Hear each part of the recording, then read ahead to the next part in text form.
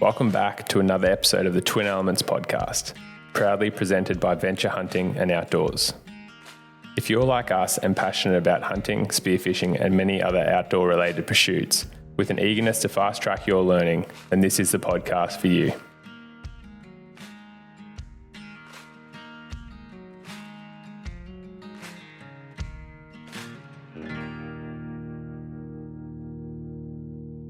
Well, hey legends, welcome back to another episode of the Twin Elements podcast.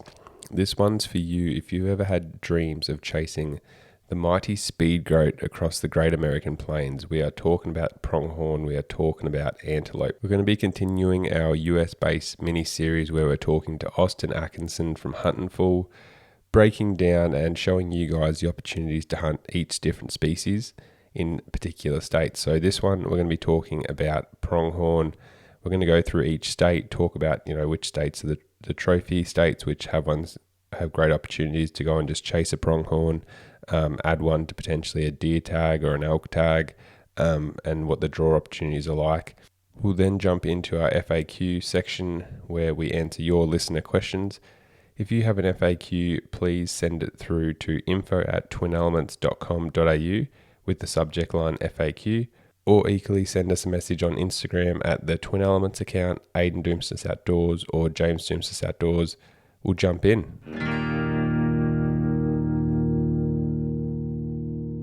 Venture Hunting and Outdoors is Australia's premier hunting retailer, with the mission to give Australian outdoorsmen and women the resource they deserve. Venture started from a team of passionate hunters and has transformed into a community. Through group events, top quality gear, exclusive deals, and expert guidance, Venture is more than a hunting store. Check out their website today to see what epic deals are available. Well, hey team, welcome back to another episode of the Twin Elements podcast. Today we continue our mini-series with Austin. We're going to be jumping into all things antelope, breaking down a few characteristics, the hunting season and dates, and then jump into what opportunities you've got, whether you want to go and hunt this year or whether you want to hunt in a couple of years, whether you just want to get out there with a tag or whether you want to shoot that buck of a lifetime. So we'll welcome Austin back to the podcast. How you been, mate? What's been happening? Thanks. Yeah, things are good here. It's warm and dry and we're ready for hunting season. That's the go. What's been happening this week in the office? A fair few results have come out. Yeah, a lot of draw results. So it's always a fun, exciting, and depressing time of year. There's always those of us that think we're going to draw a certain tag and then we don't. There's those that drew too many tags and they have to decide what they're going to do. And there's people scrambling to find over-the-counter opportunities or landowner tags or whatever because hunting season is right around the corner. So it's been very busy. Yeah, perfect. Aiden and I are actually lucky enough to draw antelope tags in Montana, which we may discuss in this podcast. So we're super excited now because we've got antelope, deer, and elk. Hopefully we can maximize our time there and tag out on all of them. But it should be. I've never hunted antelope either, so it should be a super fun hunt from everything I've heard, and I'm actually really excited to try and get some tips from you in this podcast. Yeah, no, that's awesome. The antelope are a fun, unique species, so it's something that should be on everybody's list, I think. Yeah, I definitely think, especially with the going off the deer tag, I don't know if antelope is going to be a huge draw card, especially for some of our listeners. I think it's going to be more of a hunt that people are going to add to a hunt, whether it be a deer hunt or a sheep hunt or something like that. They're already over in the States. I don't know if too many people are going to just going to go over there to chase an antelope, but you never know. Like I know personally, for myself, my dad, he like is addicted froths, as we say here in Australia, antelope, and he really, it's like the top of his hit list. He wants to get over there next year with Aiden and I, and for him, it's sort of the one species that he really wants to actually target. So I'll definitely be taking some notes this podcast and see what opportunities there are to try and get him a tag with only 1 year of potentially buying some points at the later end of this year, and then whatever he can apply for next year. So I'll just get you to sort of break down, I guess, their sort of characteristics and when they rut, maybe some sort of hunt tactics that you've found to be successful. And yeah, go into. We actually spoke briefly at the end of off the podcast last time about how they actually drop their horns every year and regrow them. So yeah, super keen to hear about that. So yeah, just cover everything, all aspects of pronghorn. Yeah. Now the pronghorn antelope. I mean, they everybody's got a different name that they like to call it. Technically, it's not really an antelope as we're used to when you talk about the Middle East or Africa type antelope. It's not an antlered game. It's somewhere in the middle. So the scientific name is Antilocapra americana, which capra is kind of like a goat. Americana, it's an American pronghorn is the technical name, and this is the only place they exist. So that is a very unique species, and oftentimes we call them speed goats because they're very fast. Oftentimes they can sprint over 60 miles an hour for a short period of time. So we call them speed goats, but they're not really a goat, and they're not really an antelope. So a pronghorn is a better term. But what's interesting is they don't have antlers and they don't have horns. They're somewhere in the middle. So oftentimes they'll call them hairy sheaths. So a sheath meaning like an outer portion that's made up of keratin. It's made up of horn or hair, if you will. It's like a consistency of a fingernail. So they will shed just the outer sheath every year. And that's usually as it comes into winter for our time. So late November, early December, they will shed off just that outer sheath that's hollow, it's black, and it'll fall off. But underneath, you've got about a 5-inch core that's a bone core, just like it would be on a horned animal. And it's covered in hair. So as that old sheath pops off, falls on the ground, they will immediately start to grow a new layers of hair that just kind of lay into each other. So if you see an antelope in the middle of winter in December, January, you're like, what is on its head? It's like a white, hairy puffball. Well, that's the hair growing alongside this bone core. And they'll grow that from late November until about the end of May, first part of June, when that hair will just start welding itself together and it'll become pretty hard, but not near as hard as a horn or an antler, of course. But very interesting animal, and they'll do that every year. And sometimes when you're hiking around, you can actually find those sheds, those sheaths laying on the ground, but where they are pretty thin and made up of just keratin, they disintegrate very fast. The animals eat them, chew them. You know, they don't last near as long as an antler on the ground. But females are interesting because I've seen female or doe antelope that have no horns at all, just nothing on top of their head. And then sometimes females will have, a 4 or 5 inch horn, just a mini version of what a buck's horn would look like. And they may shed them, they may not. Females are a little strange. So usually when states say you have a female antelope permit, they'll usually say its horns must be shorter than the length of the ear, is oftentimes the terminology they use, because a true antlerless or hornless antelope may not exist in the area you're at. So kind of a weird species, but bucks usually always have horns, and they have a measuring system. We're looking at how much mass they have and the length of those horns. Call them horns because antlers doesn't sound right, but technically it's not a horn either because it falls off every year.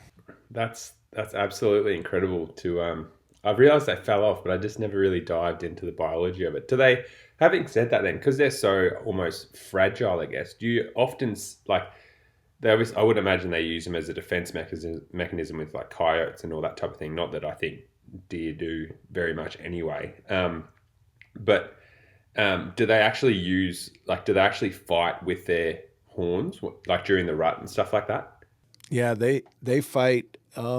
arguably more than any other animal that I've seen fight. They can get into some very serious fighting matches where they put their whole body into it at high rates of speed.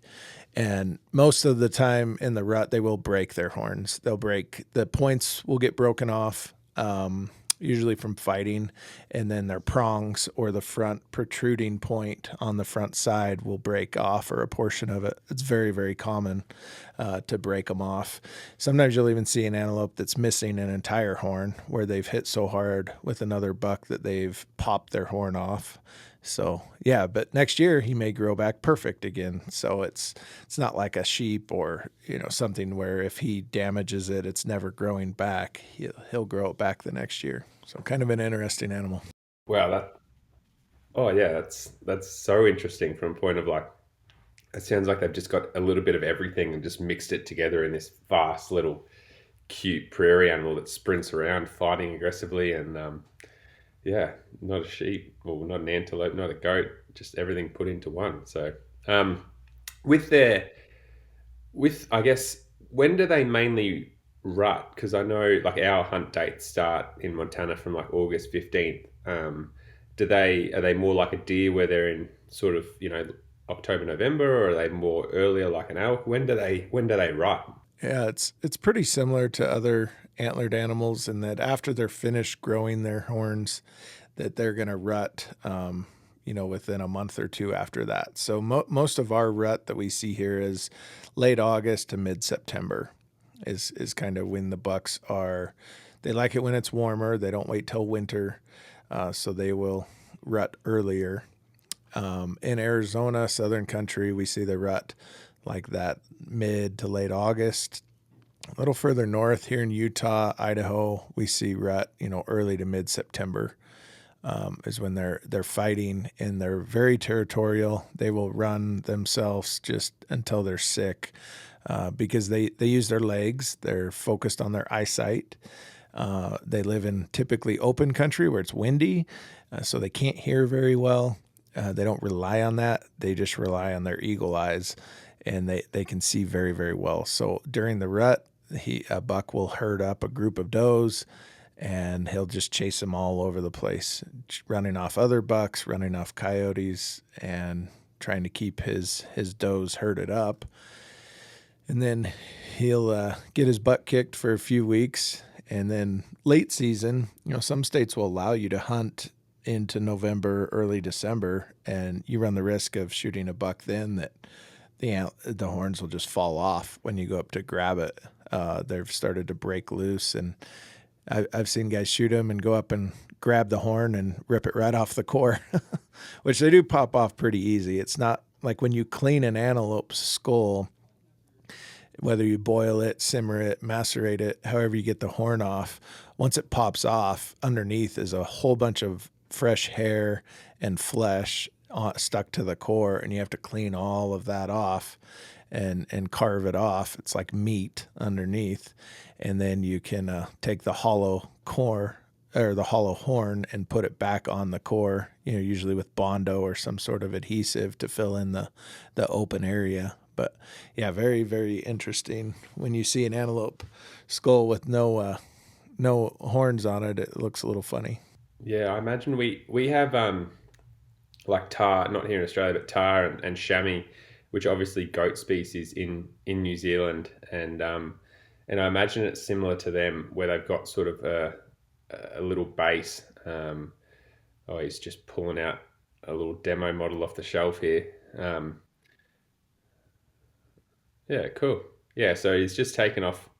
He's got a skull that I'm looking at because we're videoing. Obviously, I'm not in the US doing a live podcast, but yeah, he's got a very nice pronghorn. He's got probably six, I'd say almost 6 or so inches, maybe more, 8 inches of spike coming out of his head, which I think we would call that, like in the veterinary world, we call that the corium, which is where the horn tissue essentially grows from. It's the like the end of your fingernail, really, where it all germinates from.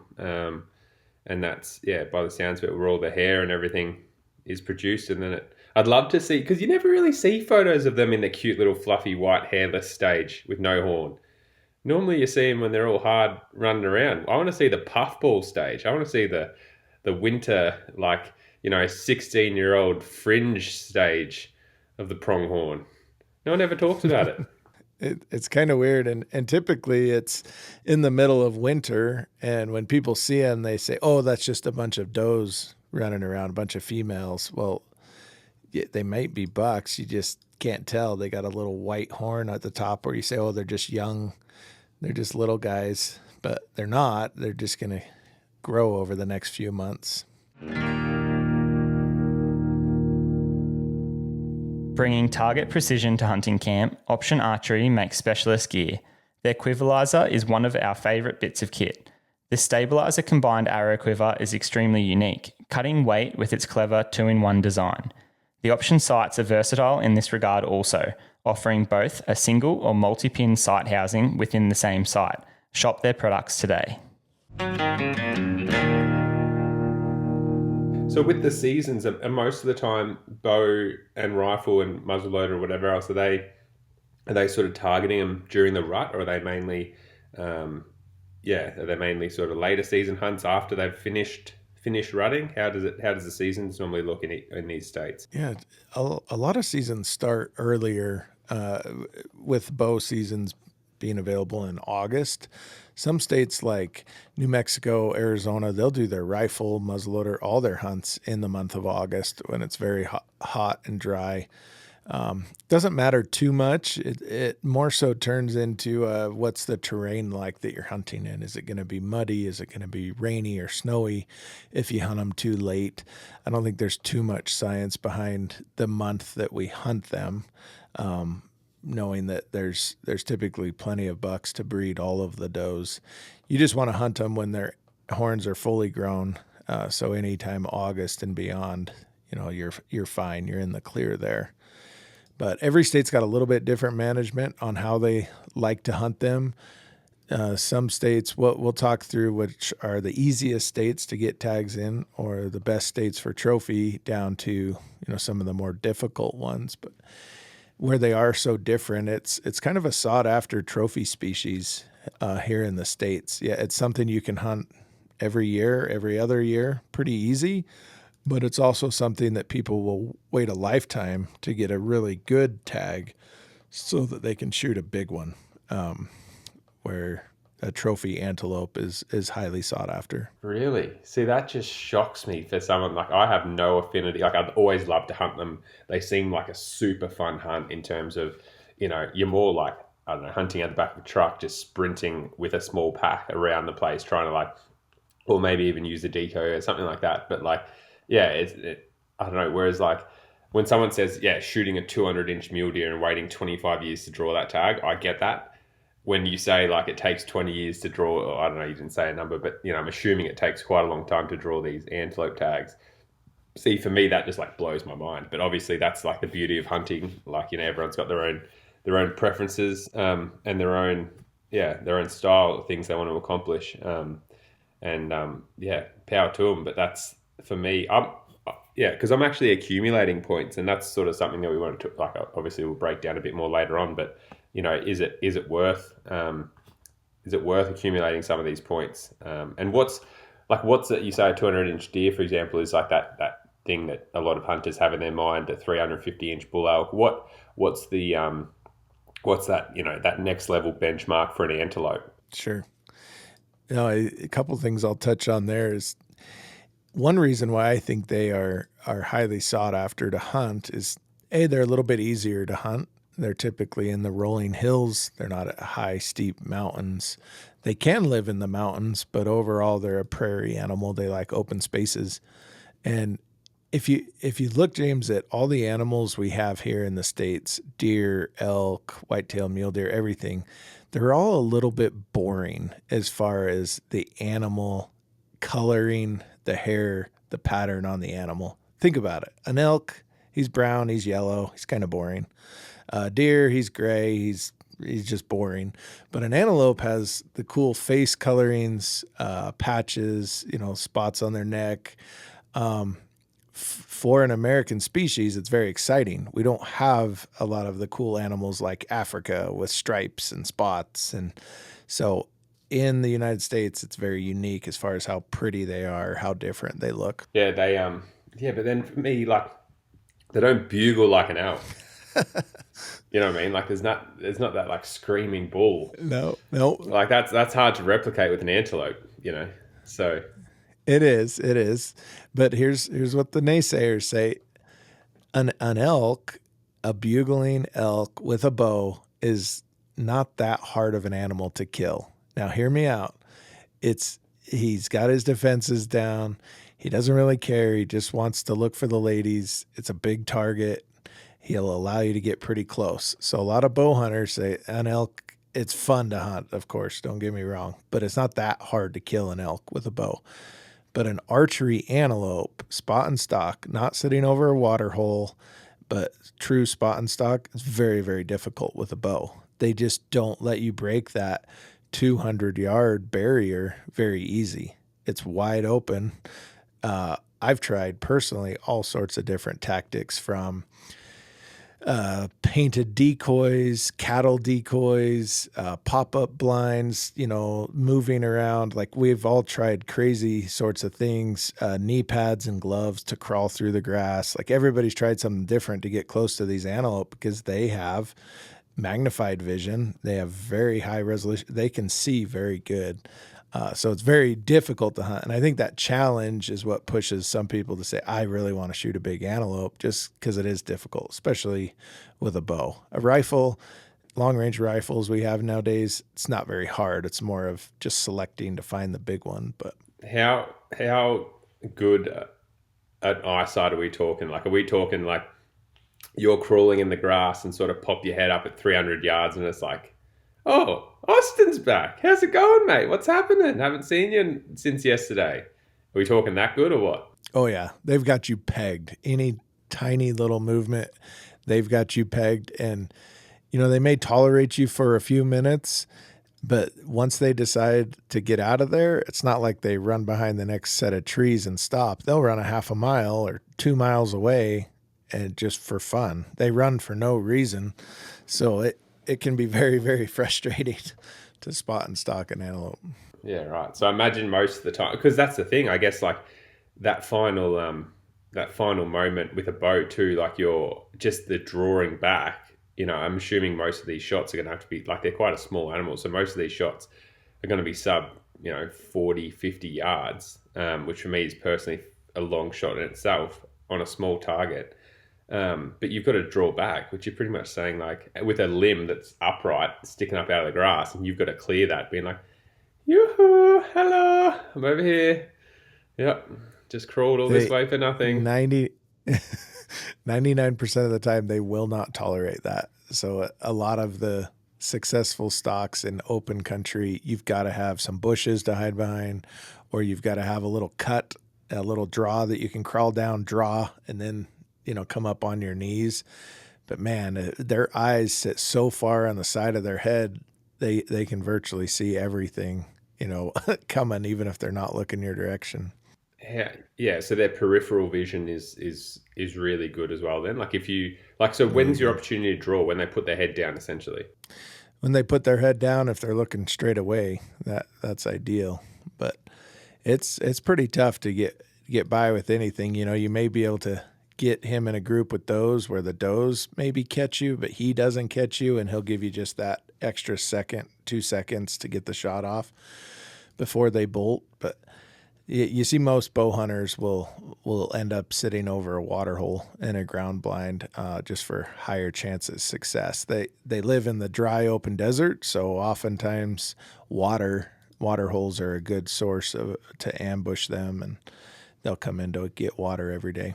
Yeah, see. Well, hopefully, with a bit of persistence, and I've been like training on my Stairmaster. I got my pack, I got my weight. I've been, training to carry out them elk quarters. Sounds like I should have just been sprinting around in the bottom of creek beds, just like practicing, getting those ankles all strengthened up, trying not to roll them, and then just like slowly drawing my bow back an inch at a time, just like do that awkward like half squat, pop up over a little. Seems like I've been training for all the wrong stuff. Yeah, it's tough. I mean, it's rattlesnake country a lot of times when you're here and it's warm, August, September. There's a lot of rattlesnakes, which is fun for crawling around in the grass and, can you draw your bow while laying on your back or laying on your side or, on one knee? Can you draw your bow in that situation? I mean, everybody's tried about anything. I've tried the doe hats. They make those foam hats that you wear that have doe ears and little horns. Trying to trick them. A lot of people will flag them. They'll use a white cloth and kind of shake it at them, and it stimulates him like a turkey to, oh, there's something over there. I'm going to go run and see what it's like a bull coming to a red cloth, right? So there's a lot of different tactics you can try, but more often than not, if you're on public land and they've been pressured, their first instinct is, I'm going to run away and look at you from a mile and see what you do about it. I'm gonna be sad. That's what I'm gonna do about it. We had one. My only experience with an antelope was that a couple of years ago with that against all odds, that tag in northern Montana. I actually had an antelope tag then too, but just ran out of time to hunt them. And my only experience was when we were scouting on public land.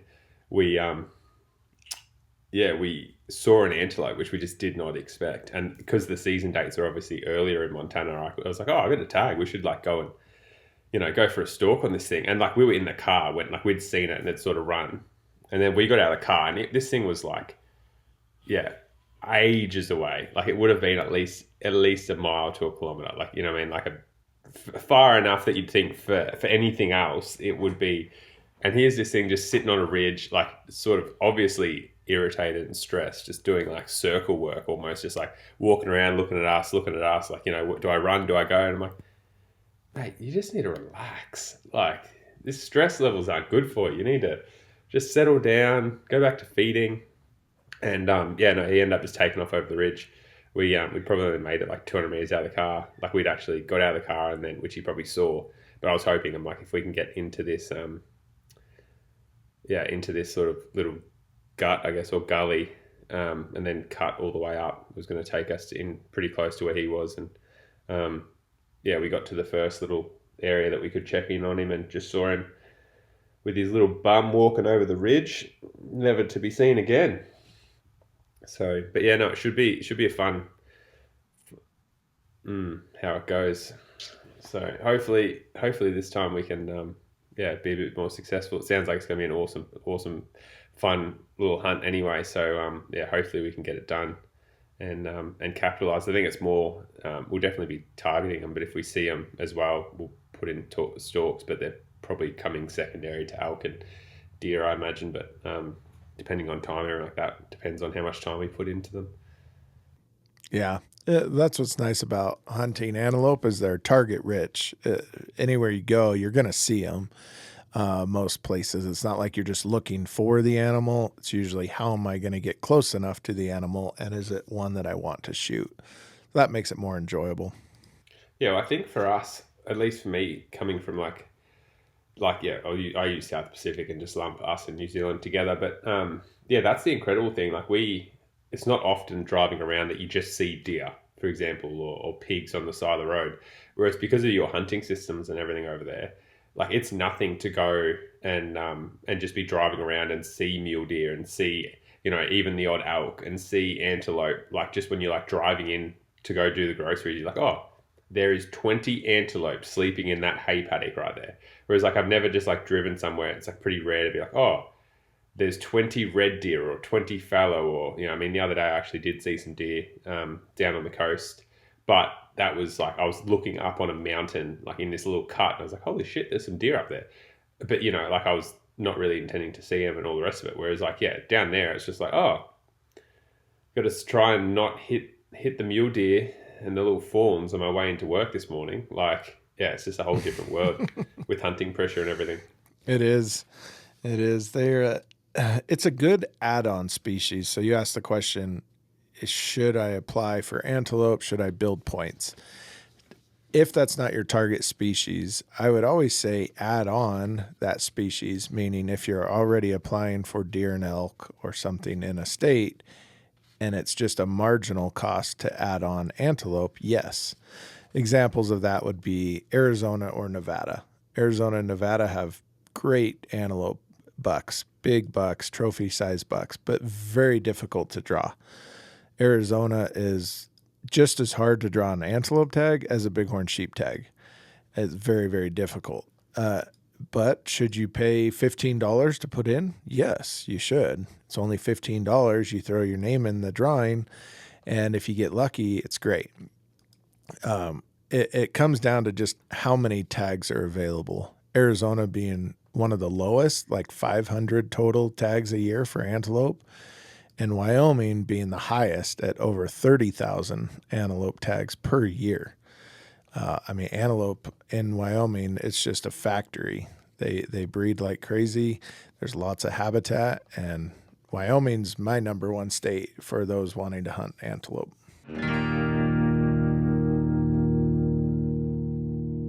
Camp Chef is all about portable cookware, without any compromise to power or efficiency. Their range of cooking options include pellet grills, a cast iron range, and portable cooking systems.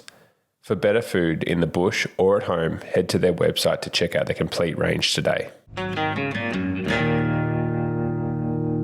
perfect. What and with the Wyoming, is that like a OTC, or is that like a lottery system? And what's the draw odds for Wyoming if we're starting there with states?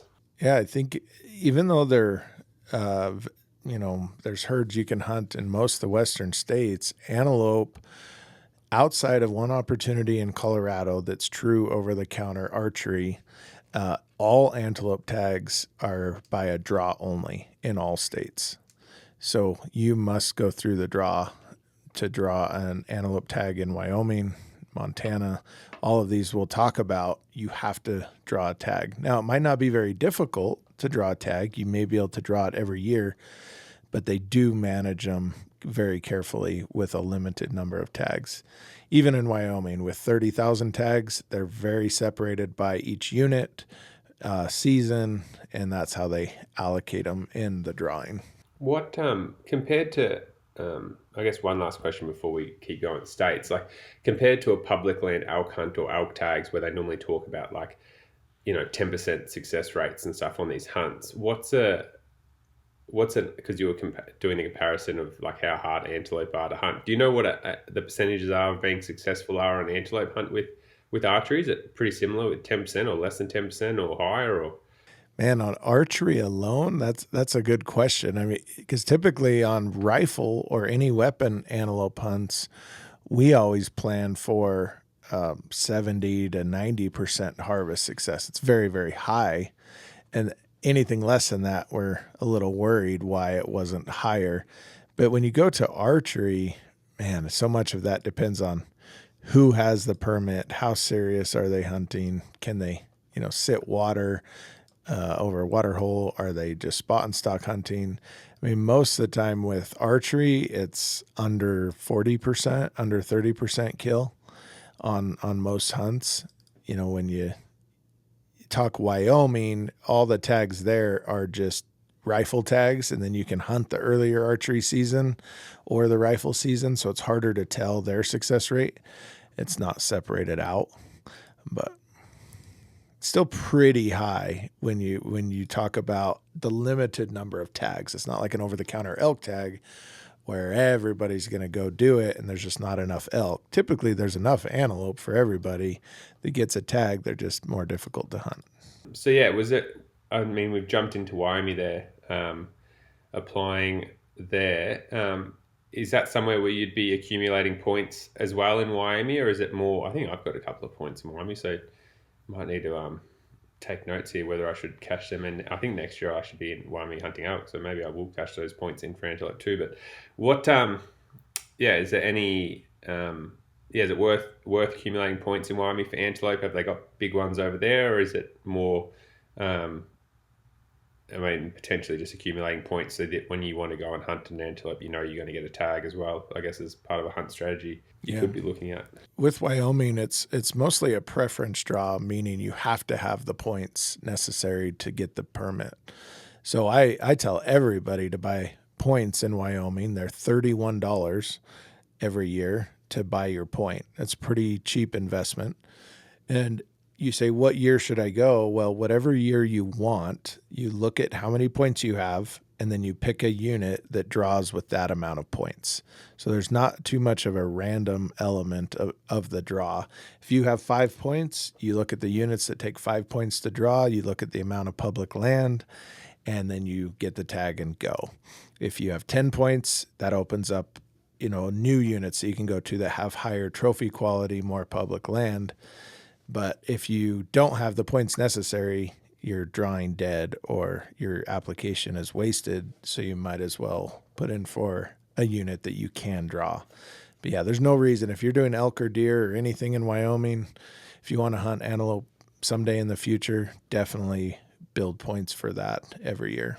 Yeah, perfect. And is there much point creep going on in those antelope units, like even the lower ones that are like 3 to 5 point? Like, is there ones that are 1 point unit, or is it? Yeah, there's 0 point units. There's tags you could draw every year. A couple things go into play there, and that's just how much public land there is available.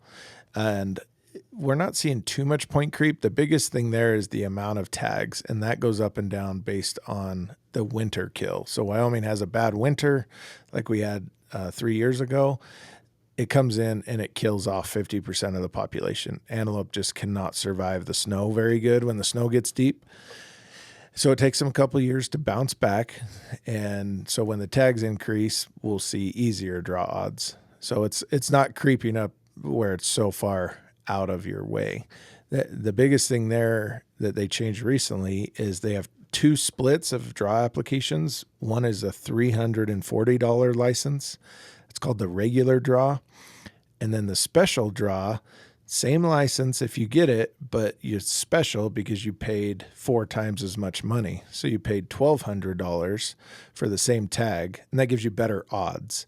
So they figured less people will pay $1,200 for an antelope tag, so it's easier to get those tags than the regular price. If you're willing to spend $1,200, you can get a much better unit with bigger bucks than the same guy who's going to only pay $340. So that's one decision to make. And how do they is that where with the special, and because it's the same with elk, so is that where they've allocated like, just say there's 100 tags in a unit, is that where they've allocated like 20 to the special draw and 100 to the 80 to the regular draw? How do they work out, like, or is it like you get an extra 2 point, like how do they work out it's a 60-40 split. So 60% go to the regular guys, to the poor guys, and then 40% go to the special, or the guys willing to spend more money for the same tag. 40% of those are saved for them. So you just have to look at the draw odds, how it shakes out, that it's usually much easier to draw if you're willing to pay special price. And then I guess if there's not that many people keen on using buying a special tag, do those tags then just get chucked back into the regular draw, or does that ever happen? Typically doesn't happen too much anymore. They'll give all the tags out, but they'll go to second choice or third choice on special applications before they'll give them to the regular draw. So it all kind of flows through the process, but demand is high enough that you won't see that too often.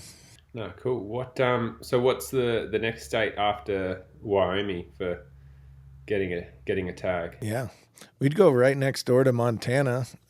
Montana doesn't have quite as many antelope as Wyoming, and they definitely have more private land to deal with, but the opportunities are great. They give over 25,000 antelope tags every year, and it's one of the cheapest, probably is the cheapest antelope tag still, at just over $200 for the license if you draw. Everything's in a draw. They separate the archery antelope draw from the rifle antelope draw is how you can think of it. So the archery permit can usually be drawn every year, every other year. So you call it every other year to 3 years to get the archery license. And then the rifle tag, just depends on what unit you want. There's some rifle tags that only take 1 year to draw, and there's some that take 5 or 6 years to draw. So that's where you decide what kind of weapon am I willing to hunt with? Am I going to be there for another hunt? Then I would try to get an antelope tag, on that same year. If you find out you drew a deer and an elk license, then you can put in later for that antelope drawing by the 1st of June, and then you can, potentially double up. And plenty of places to hunt. The antelope typically aren't as big. As you go further north in the western United States, the antelope will be a little smaller, just harsher winters. The further south you go, the bigger they get, with the biggest antelope being in Arizona, southern New Mexico, down further south. They just have better growing season and not as harsh of a winter. Well, we're actually looking, we haven't booked our flights yet just because the season opens earlier than the elk and deer, and we did have a couple of days, but which we were going to allocate some to scouting anyway, but we don't want to go a whole week early for deer and elk and scout. But if we get these antelope tags, then we can go and chase some antelope for a little bit. After just finding out we've got these tags in Montana, we're going to head down a little bit earlier and try and get in on the action there. Should be some fun, warm running around hunting. So I'm very, very excited. They just seem to be everywhere. I guess a good question to have is I feel like with deer and elk, private property, and this is maybe just an ignorant observation for me, but just driving around, you see a lot of antelope. In most people's paddocks, there are antelope, sort of thing that do cropping or whatever. Because of that, are people more if you just rock up and you're like, hey, my name's Austin, I'm from Utah, I'm here with my kids, we want to try and hunt an antelope.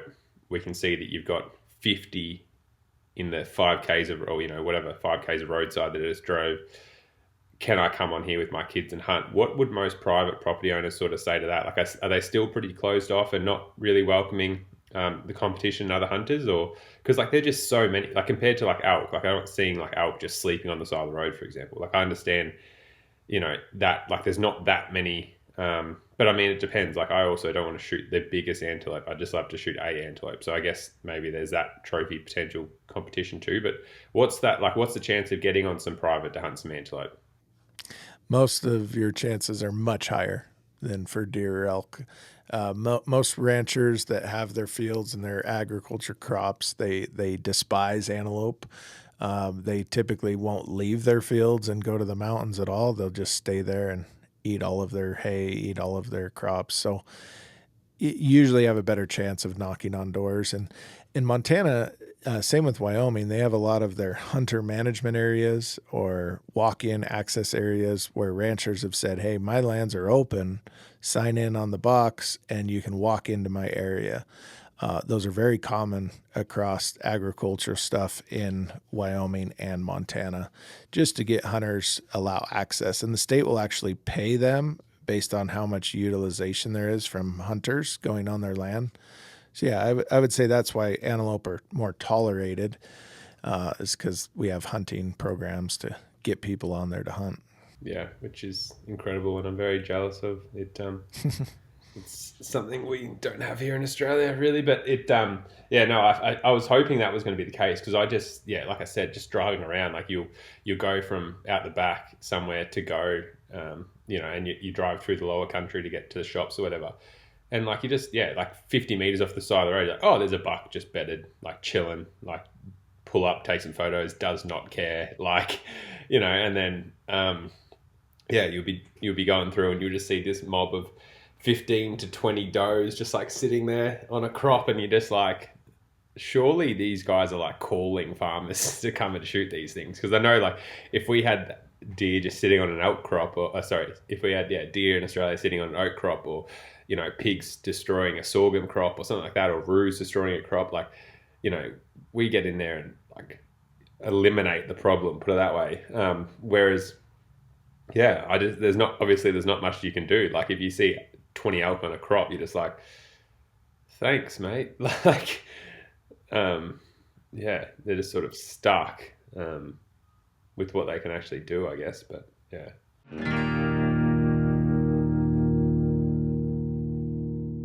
Specializing in high quality supplements and nutrition, from electrolytes and hydration add-ins to their wild bars, Atlas Wild helps to fuel our outdoor adventures. Their Regenerate lineup has been a game changer whilst hunting up north in the heat and humidity. It's perfect for those on the quest for hydration when losing lots of sweat.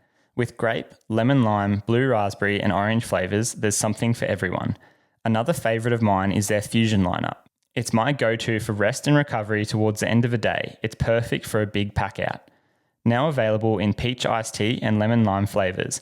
When shopping on the Atlas Wild website, be sure to use code TWIN10. That's TWIN 10 numerically for 10% off your next order. It's tough. Yeah, and they reproduce quickly. You know, we didn't talk about how old an antelope is, but it's definitely different than deer or elk, where you want a deer or elk to be, say, 5 or 6 years old to hit maturity. An antelope, he's going to peak his horn size at 2 years old.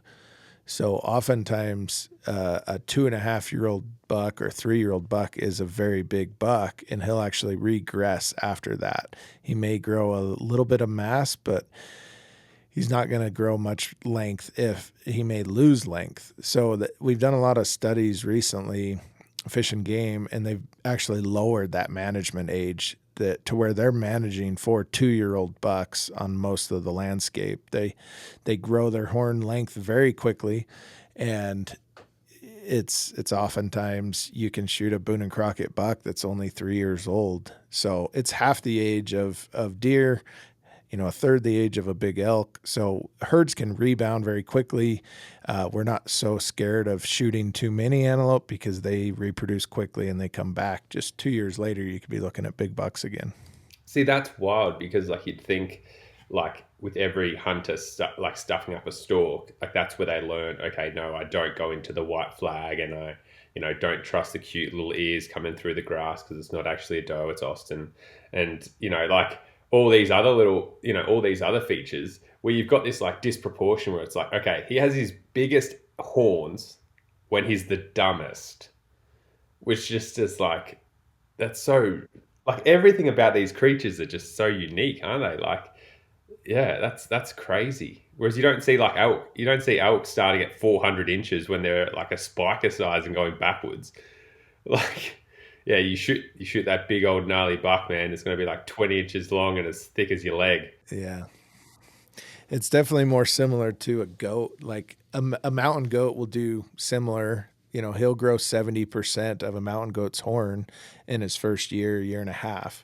So he grows all that length right out of the gate, which is common with horned animals. And then they'll just add on some more mass at the base and a little more length. But the majority of that growth happens when he's young.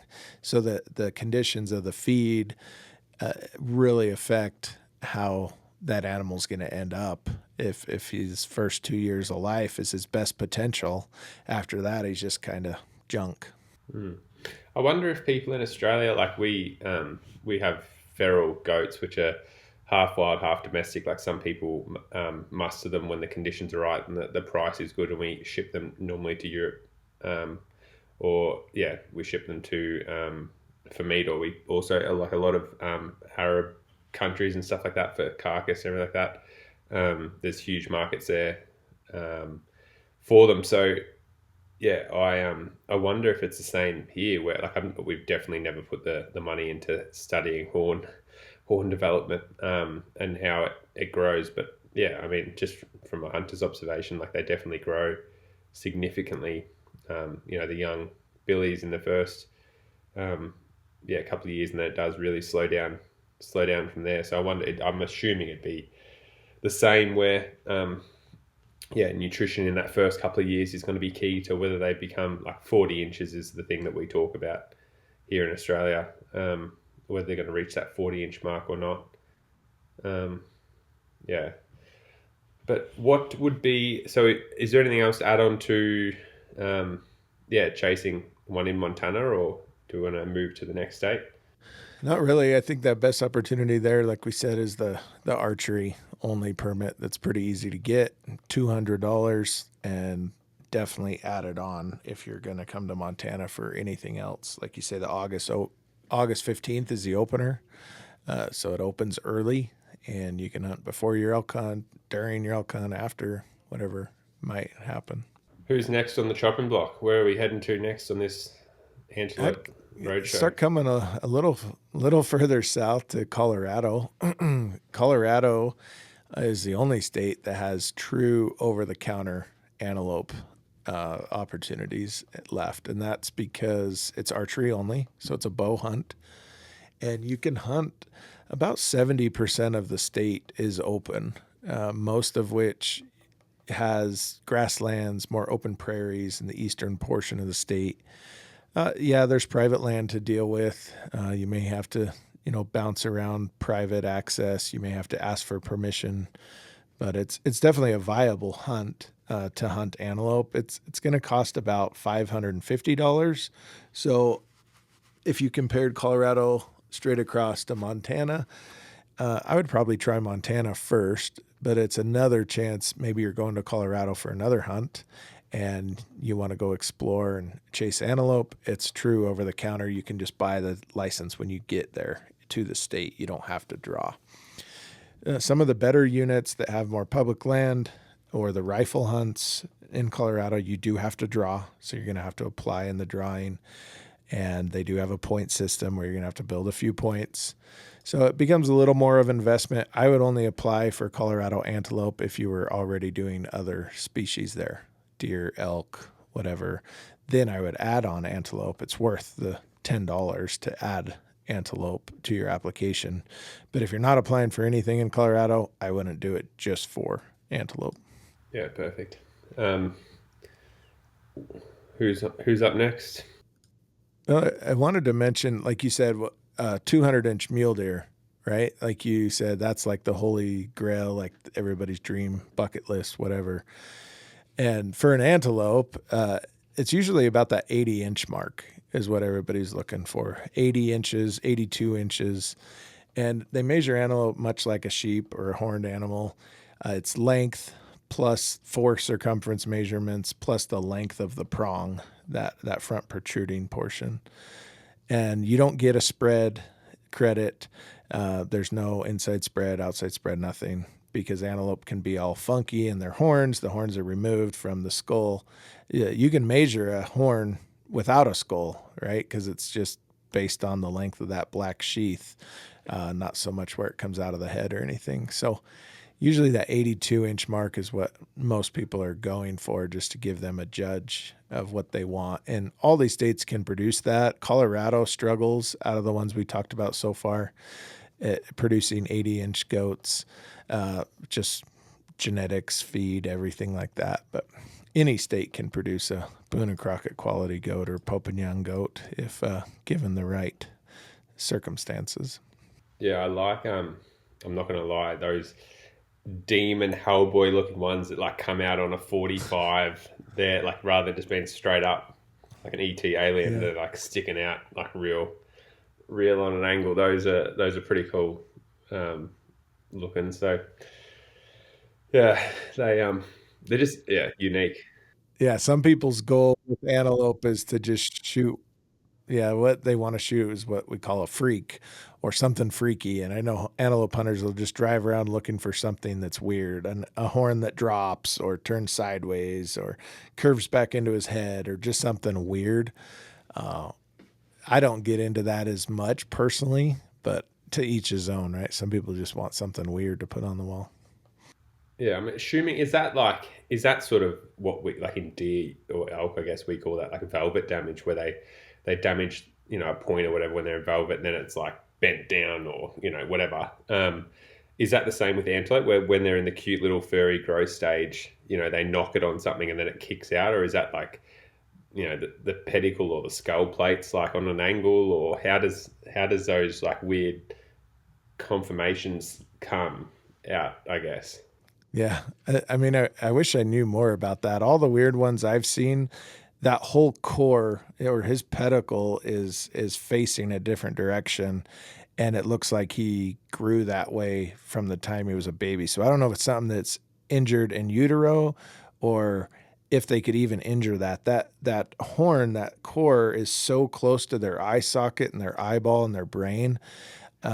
It feels like it would be pretty hard to damage that pedicle and change the orientation without severely injuring, the spine or the brain.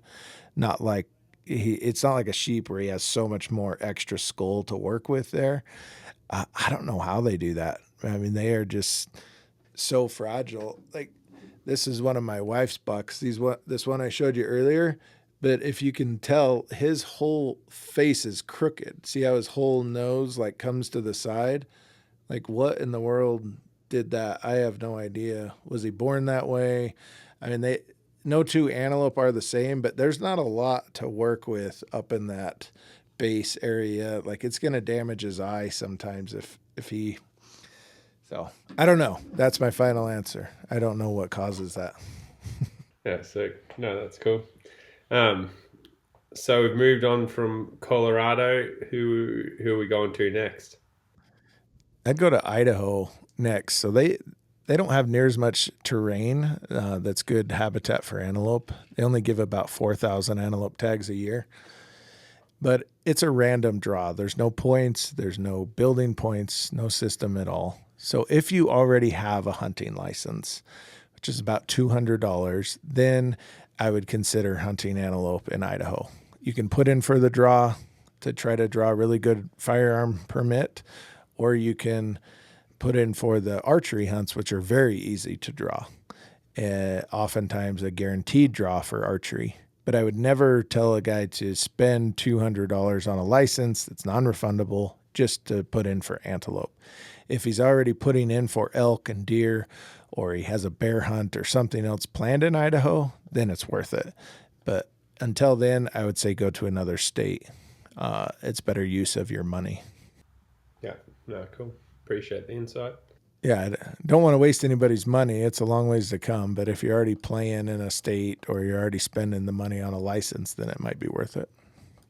Well, that's it. The difference between driving from, if you've got a tag for Idaho, for elk or something like that, for example, the difference to driving to Montana or, Wyoming or something like that and having a tag up there, I mean, you're going to burn that in fuel anyway, so you may as well just get the tag in Idaho and go on the hunt, especially if it's a, good draw rods and you're going to get a tag. That's sort of the main thing. At least you got a tag in your pocket. Who's next up? Yeah, these next few states are trophy antelope states, or they typically produce the largest antelope. And that's going to be Nevada will be next. Nevada has some really big bucks, but I would say the same thing as Idaho. If you're already applying there for deer and elk or any other species, then definitely add on antelope for $14. Put your name in the hat for a really good trophy unit, and it would be worth the trip. The same thing goes for Arizona. Arizona has some of the biggest bucks in the West for antelope. It's $15 to add on if you're applying for other species. If you're not applying for Arizona for deer and elk, do not apply just for antelope. Like we said, it's just as hard to draw an antelope tag in Arizona as a bighorn sheep tag. So they're not good standalone states. It's more of an add-on state. If you're already applying, do it as well.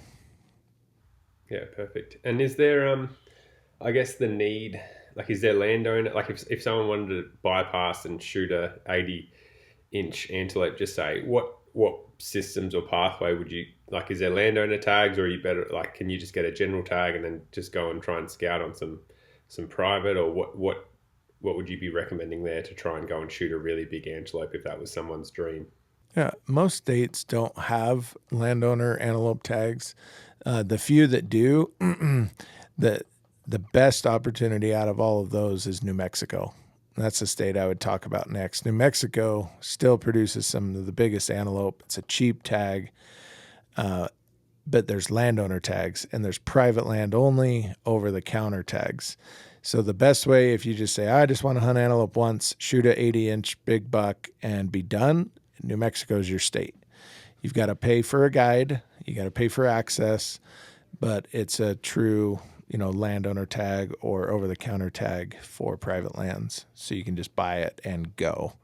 And that's what we recommend most people do. You can buy landowner tags maybe in Nevada, Colorado, but it's better just to go to New Mexico for that. We all know that when it comes to great tasting coffee in the outdoors, you look no further than Dog and Gun Coffee. Their preloaded drip filters are renowned for taking cafe-grade coffee into your hunting camp. But your favourite flavours can also be enjoyed at home with their whole bean variety. Use code TWIN10, that is TWIN, 10 the number, to get $10 off your first order. And is there any other, like, I don't know, we talk about, like, is there, Mexico you mentioned had antelope, but other than those sort of western, I imagine they're like a plains animal, so they want big open spaces to run around and evade predators and that type of thing. I imagine they're not getting too far east and they're not getting too far north, like up into Canada or anything like that. Yeah.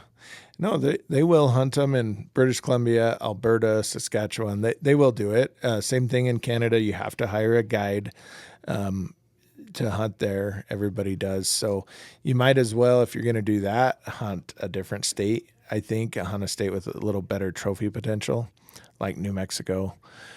If you're going to go a little further east, of course, the Midwestern states are full of antelope. From North Dakota, South Dakota, Nebraska, Kansas, they all have antelope. Then they kill some good ones, but those states are primarily dominated by private land. So I would say you have to decide, am I a do-it-yourself antelope hunter or am I going to pay a guide? If you're going to pay a guide, we can look at those states, and then you shop the outfitter. You're shopping the land that they hunt on and the size of bucks they kill. And there may be a good opportunity there to just book a hunt. But more often than not, people end up in New Mexico on a guided hunt. Guided hunts anywhere from $3,000 to $6,000, and you can just pay your fee and go on a short 2 or 3 day hunt. Yeah, cool. And in those outfitted guided hunts, is mainly spot and stalk, or are you mainly sitting water? Everybody's going to do spot and stalk if you're hunting with a firearm. If you're hunting with a bow, then they'll decide, but most of the time they'll put you over a water hole. You know, antelope, they're typically real skittish, real cagey around water. That's just their vulnerable time. So outfitters will put up blinds, build little hides that are more permanent to get the antelope used to that structure. You know, the day before the hunt, you can't just throw up your ground blind. That antelope's going to be like, that wasn't here yesterday, buddy. I'm little leery about what's going on in there. So those outfitters will put up water hole blinds all over the place. And if you're a bow hunter, they'll typically put you in there and say, hey, these bucks have been coming into water. They come every day. Sit here, try not to make any noise, and shoot one out of the blind if you're a bow hunter. If you're a rifle hunter, they want to drive around in glass and just do spot and stalk. Do you ever, is a tactic that anyone's tried going out and chucking up 10 blinds on all the water holes you don't want the antelope to go to and then just sit somewhere behind a bush on the one that you do want them to come to? Man, people have tried everything. I know a guy that he buys a whole bunch of coyote decoys, like foam archery decoys that look like coyotes, and will go put those by each water hole that he doesn't want them to come to. People get very creative. I know some guys that hunt off horses. They'll just walk behind their horse out there and try to get close to a herd. Cattle decoys. Does it work? There's those mirror blinds. Have you seen those? They're like a mirror shield that you hold in front of you. It's like a shield, and it's a mirror that's tipped down so it reflects the ground. So as long as you don't shine the sun into their eyes, they essentially just see grass moving towards them because you're hiding behind this mirror. That's been popular. I mean, sky's the limit. You can try about anything. And what's the ethics? Like, I don't know, for me personally, like using an elk decoy, for example, has this like weird connotation, but I see people using those antelope ones religiously and being like, you always see the two dudes, especially, like in the middle of nowhere with an antelope decoy, like walking across this hill. Like what's the ethics and the feel? Like, if you see someone that's shot a good antelope behind a decoy, are you like, bit of a, I don't know, I don't want to cuss, bit of a soft cock, I guess. Like, what's the vibe from like other hunters in the US? Like, are you like, oh yeah, well, Not with antelope. most of the time when you talk about it, you see someone with a big buck with a bow and arrow, you're like, oh, did you sit over water? And if the answer is no, that you're a sissy if you sat over water. But if you stalked them with a decoy, without a decoy, with a flag, a mirror, it's usually seen as pretty respected, just because you got creative, and everybody knows it's not that easy to stalk them. But if you sat over water, you cheated by sitting over water. Yeah, okay. Righto. Looks like I'm getting me some cute little doe ears. But anyways, fine. I'm gonna get some cute little doe ears, I reckon, for Aiden, who's going to be sitting behind me with the camera. There's nothing wrong with that. And I'll be in front with the buck, like gesturing up, like, yeah, man, get away from my girl. And then hope he walks in. You've probably seen there's those shoot through decoys that you strap to the front of your bow, so it hooks to your riser, and then the arrow comes out of the middle. I mean, everybody's tried about everything, but the one that works is the one that you're successful with. So yeah, crawling through the dirt for hours. Sounds like I need to add gloves and knee pads to the and elbow pads maybe to the list of. If you plan on stalking, you are so much faster and more effective. And I'm talking some big knee pads, not the soft ones. I get the ones because you're going over cactus, you're going over rocks. I get like the flooring, like if you're a tile setter, and you lay flooring for a living in houses, those are the kind of knee pads you want with big, thick leather gloves. You can crawl much better. Get the old cricket knee pads where it's. Have you heard of the sport of cricket? Oh, yeah. Those might work. Foot and a half long. Cover from your knee down to your ankle. It's the hot time of year, so anything you put on is, man, it's just gonna make you hot and sweaty. But that's how it goes.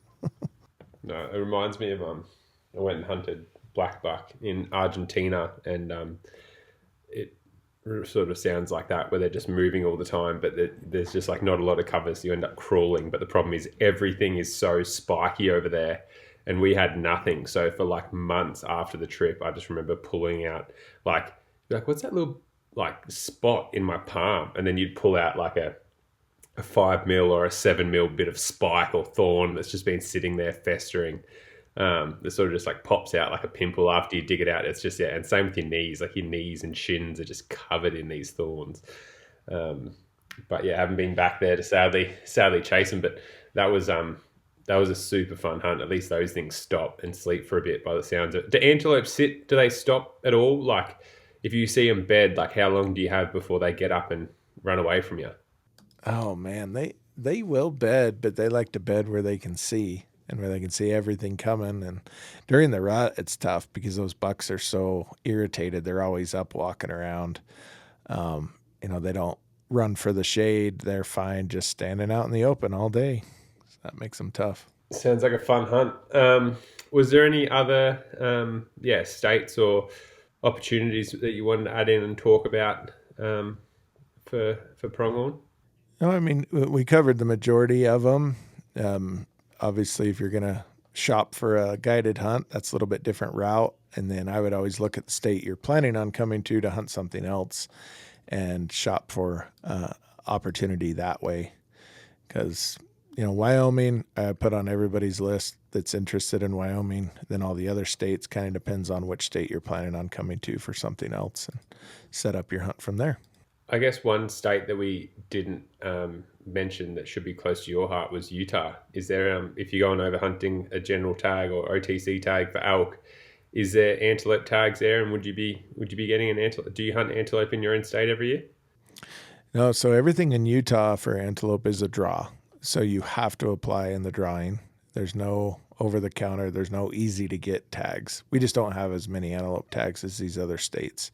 So that would be an add-on state as well, like Nevada or Arizona. If you're already applying in Utah for general season deer, for limited entry elk, then yes, I would throw your name in for antelope, build some points. But it's not something you can just come here and do when you're coming for general season elk, because everything has to be drawn.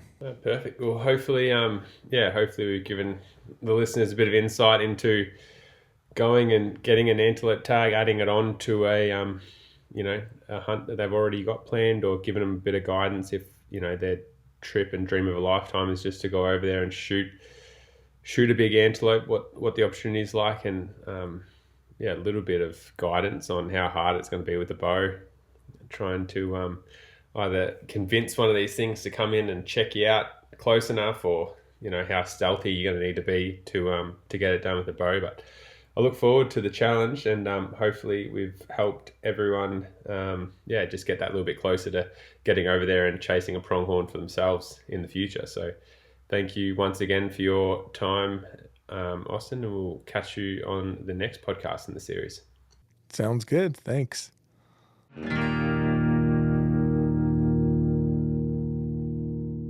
Embark on an unforgettable journey with our fully guided Chittledeer hunts, catering to both rifle and bow hunters. Spotted Safaris is conducted in the heart of the Basalt Wall region, North Queensland, Australia.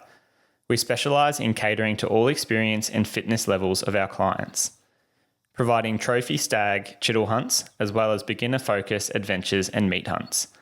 With over 15 years bow hunting Chittledeer, our guides know these animals and the grounds they hunt like the back of their hands.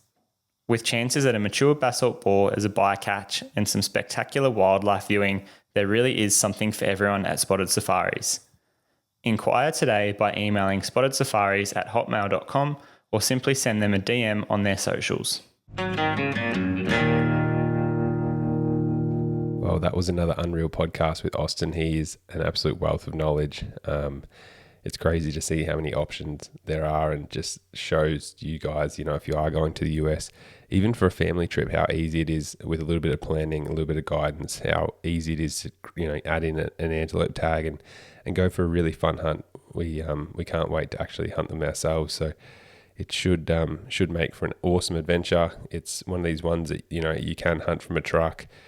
There's plenty of opportunities. There's heaps of antelope from our experience, like everywhere you drive, you're seeing them. So, if you're not chasing that huge trophy, then it should be a really, really good hunt where there's plenty of game, and, you're running around trying to use decoys and, get in front of them and spot and stalk, and, just can't wait. But we're going to jump into our FAQ segment of the podcast. So if you guys have any questions that you want us to answer on the podcast, please email us with the subject line FAQ at info@twinelements.com.au, or send us a message on the Twin Elements Aiden Doumtsis Outdoors or James Doumtsis Outdoors Instagram account, and we'll get to your questions there. But the question we've had this week, which we'll actually do in a podcast shortly, is what do you think the costs are of going on a US trip for an elk? So we're going to break this down a little bit more in detail in the future, just because there's so many variables with, even just the hunt and the tag itself, but then going into, you're going to be based out of, accommodation. Are you going to be coming out of, a motel every day? Is it going to be a backpack hunt? Do you need to borrow a car over there, or do you know someone you could potentially borrow a car from? How much backpacking gear have you got if you are going to be a backpacking trip, or do you need, to go and buy all this new gear? But very simply, a tag in the US for elk nowadays costs roughly $1,000 to pretty much $1,000 US. Some a little bit more, some a little bit less. So there's already sort of $1,500 to $2,000 there, depending on which state you're going to get the tag in. The next thing's flights. So we're just in the midst of booking ours, and from the previous experience over the last couple of years, depending on how long you're going for and how flexible you are with dates and whatnot, it generally works out to be about $2,000 to sort of $2,600 dollars there for your flights. That's from Australia. I'm not really sure from New Zealand, sadly, but I imagine it'd be pretty similar. Then food and shopping and that sort of thing. Like normally I go over there and sort of do a big shop at the start of the trip, going for sort of 3 weeks, and that's buying like jet boil fuel, and you got to buy new like bear spray tins and all that type of stuff. I normally spend about $1,000 straight up on sort of dehydrated meals and stuff. And all the rest of the little gear that you might need to upgrade something. You might need to get some, used to get the Outdoor Edge interchangeable blades because we couldn't get them in Australia until Venture started stocking it, and just a heap of little things like that. So I guess there's some consumables in that, but it's sort of that big shop. I also find it hard to sort of quantify. Is it an expense in the sense that like a dehydrated meal, yes, it's normally probably $20 for the ones that we get, the Peak or Mountain House ones. But I mean, there's people in the world that just spend that at every meal here in Australia or New Zealand anyway, at a serve or at the pub or whatever. So it's sort of hard to quantify the food bit. Yes, the gear, you've got to include that, but it also, whether you should be adding that onto just this trip or sort of, putting it across the whole. But as a general, if you want to buy all the backpacking gear, like a really good backpack, for example, there's probably $1,000 nowadays. A sleep system with a good bag, a good tent, depending on how hard you're going in that. I mean, there could be a couple of grand there extra as well. And really then there's not a heap more. There's a couple of little items, like I'd probably recommend a Garmin InReach. I'd probably recommend, like a SteriPen or something for purifying your water. A couple of dry bags, like all those little things, trekking poles. Like there's a heap of little things that get added in there, which once again probably should be their own podcast topic, but whether that should be added into the cost of this trip or just, the cost of going on backpack hunts in the future, I'm not really sure. But the next one would probably be the rental car. So if you hire a car over there for about 3 weeks, just sort of grabbing, like a pretty simple ute, which is normally not my go-to. It's sort of about $1,500 a week Australian. And so generally speaking, I sort of like an SUV, like a bigger four-wheel drive, just so I can, put the seats back and sleep in it if I really have to, which I've done a couple of times before, but also just for storage, like parking it up at the trailhead. It's so much easier than if you've got a ute that doesn't have a back on it. It just becomes a bit of a pain in the ass, and all the US guys seem to love that sort of system, so it can be a bit harder finding a car, but it normally works out about that $1,500 Australian per week for a car. So, if you're going for 2 weeks, there's $3,000. Fuel and accommodation when you're over there, the fuel's not too bad in price, so pretty similar to what I'd say here, which, sort of probably comparable. The accommodation part can blow out and be pretty expensive just with the exchange, where, a motel room might be $180 US, so you're looking at like $300 a night. Generally speaking, last trip we just camped out the whole time, and grossly, Aiden and I didn't shower for like 26 days, so keep that as a little secret. Don't tell too many people. But that was pretty nasty. It's pretty good to peel off the layers of sweat and just dirt after that. But it was worth it. It was good. The first trip, I was going in every sort of probably 5 to 6 days out of it. Like I'd go camp out, move around, and then go and find a room. Little pro tip secret: try and find somewhere that includes breakfast. Do that early, and then go in there and just raid the little buffet brekkie bar. Get all like the little butters and jams and all that type of things that you can chuck on your you sort of out, like take it out there in the backcountry with you and just suck on butter and bulk up while you're out there.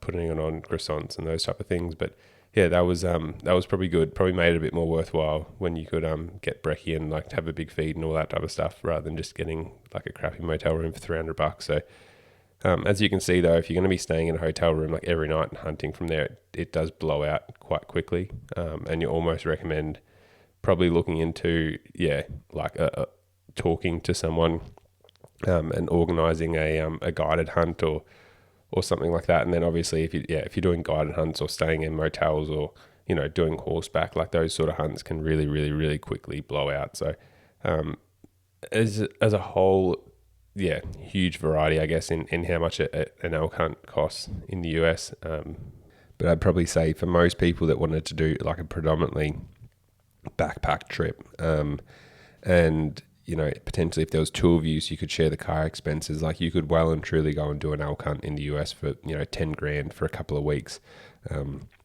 mainly living out of the car and sort of backcountry, I guess, like which is sort of where you want to be, chasing the elk, with a couple of times coming in having dinners in town and, you know, whatever, going and cleaning yourself up in a motel. So yeah, it's a good guide. I think most of our listeners is probably that in that demographic. If you want to do more of a guided hunt or one out of some, you know, lodging and accommodation, a motel or whatever, I think just for value for money, you're probably better off talking to the Huntin Fool team and getting some guidance on outfitters there, unless you've got some previous knowledge or know someone that's been with an outfitter over there.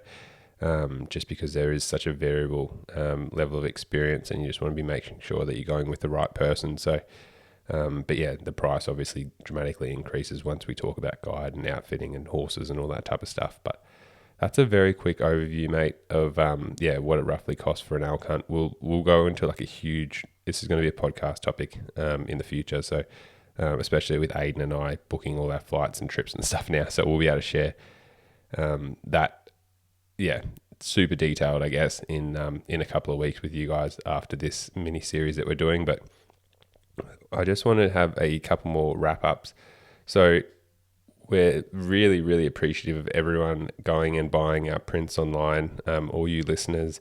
And we appreciate you guys. And we know it's you because you've been using the Twin Elements podcast code, which gives you 10% off your orders. So I'll say that code again, that Twin Elements podcast. So that gives you $10 off, 10% off your orders. And I know that you guys have been ordering and using it since we started giving it to you guys. So we really appreciate you guys giving us all the love and support through the podcast, our loyal listeners. It means the world to us. Another thing on the calendar that's coming up is the 1 year reunion, or the 1 year opening reunion of Venture Hunting and Outdoors. So that will be in the Springwood store in Brisbane. So that's going to be going on the 9th and 10th of August. Aiden and I will be there. So please come down, have a yarn. If you've got any more FAQs, that we can chat about it then. If not, you can, we'll just talk hunting, we'll talk gear. We'll be well and truly prepped for our US trips before then. So hopefully, see you guys all there. But that is the 9th and 10th of August. I'm sure they're going to have a heap of giveaways, a heap of prizes. It's going to be an awesome night just within the hunting community. So, make sure to get down there and come and check it out. But once again, thank you so much, guys, for your support. Thank you for subscribing to the podcast, reviewing and rating the podcast. It really does mean the world to Aiden and I. And hopefully you guys are getting plenty out of this mini-series. It's something a bit different, just trying to open up the eyes a little bit of some of the hunters over here and show what opportunities there are that lie further abroad, I guess, and how you can go on potentially your own, elk or antelope hunt in the future. If you guys have any more questions on that, please send them through, because we'll probably end up doing a FAQ at the very end of the series, just because we've had so many questions about it all. Once again, thank you guys for all your love and support. Aiden and I really do appreciate it, and we'll catch you next week on the Twin Elements podcast.